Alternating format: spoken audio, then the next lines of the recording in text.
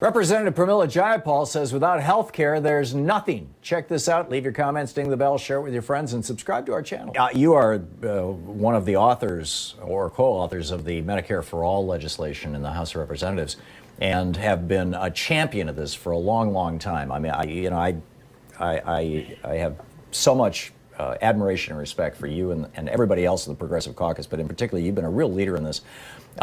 The study out of Indonesia that I mentioned that we're going to be talking about in our third hour showed that when they brought free health care to poor Indonesian communities, it virtually stopped the illegal logging of the rainforest because these people were basically vandalizing the forest in order to get money to pay for their own health care. I mean, it's amazing stuff. I mean, what are the prospects for Medicare for All in the United States? We've got a pandemic. We got 200,000+ people dead. We've got 8 million, 9 million people infected. It seems like if ever there was a time, it's now. No, that's absolutely right. And I can't wait to see that study. I lived in Indonesia for 10 years, so I actually know that area very, very well. Oh, wow. But this is the thing about healthcare, Tom. You know, I don't think that people understand always how absolutely essential healthcare is to everything else you're doing. If you are not healthy, you can't get a decent job and keep a decent job and not have to worry. You can't take care of your kids. Your economic prospects are dimmed. You can't get the treatment you need, the drugs you need.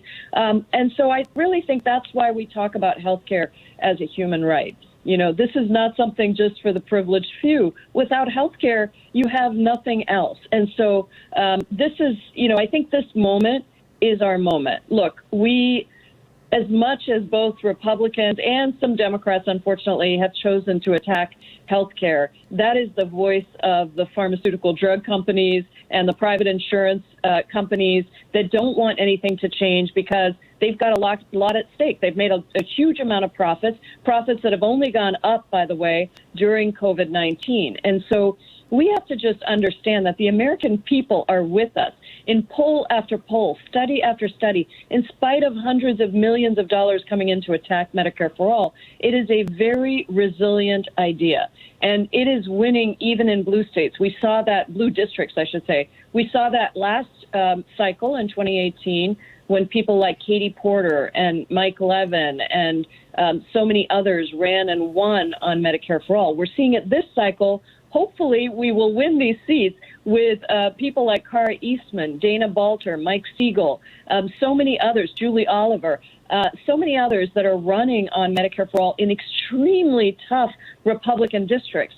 And just the other day, a Republican constituent wrote to me, and this is reminding me I need to write him back. I was so excited to get his email.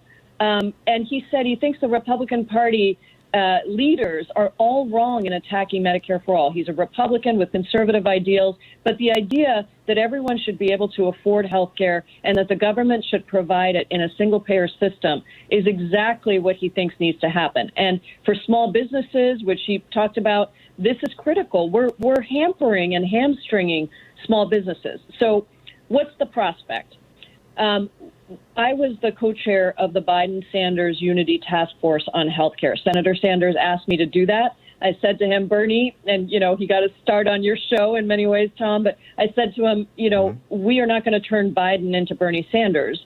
We're not going to get Medicare for All from Joe Biden because his stake in the sand, if you will, his legacy is the Affordable Care Act. But I do believe we can get significant foundational principles of Medicare for All into the Biden platform, and that is what we did.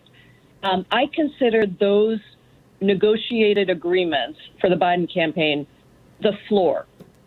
I told the vice president I'm never going to stop pushing for Medicare for All, but we did get some very critical things. First of all, pharmaceutical drug pricing, an aggressive plan, even better than what we were able to get in the House that we negotiated.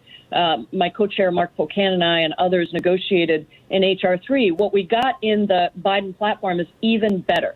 And so we will literally be able to say no American will pay more for their pharmaceutical drugs than in any other country. That's first.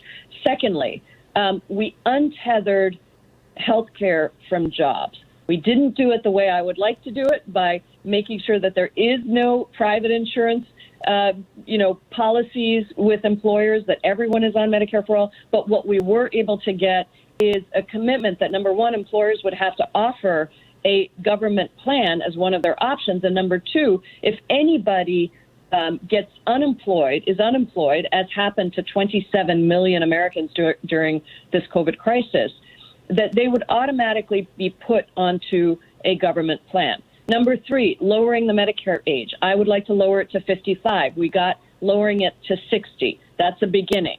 I would like to make sure we're covering all kids. And the Biden plan does that somewhat through their subsidies. But there's more to do. And I think we'll be able to really push for this, Tom, in the next Congress, if we are able to take back the Senate and the White House and get a more progressive House elected.